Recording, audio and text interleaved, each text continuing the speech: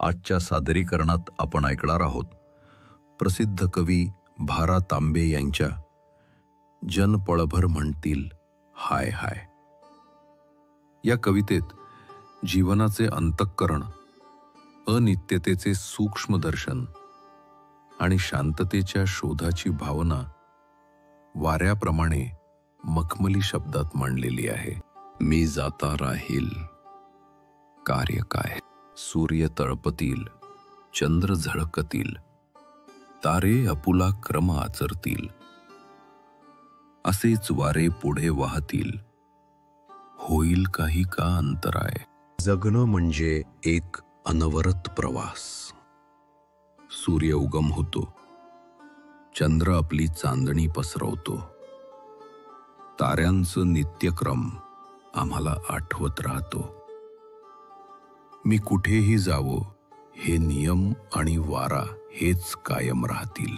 मेघ वर्षतील, शेते पिकतील, गर्वाने या नद्या वाहतील, कुणा काळजी की न उमटतील, पुन्हा तटावर हेच पाय.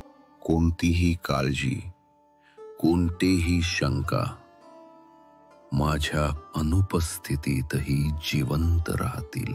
सखे सोयरे डोळे पुसतील, पुन्हा आपल्या कामी लागतील, उठतील बसतील, हसूनी खिदळतील, मी जाता त्यांचे काय जाय.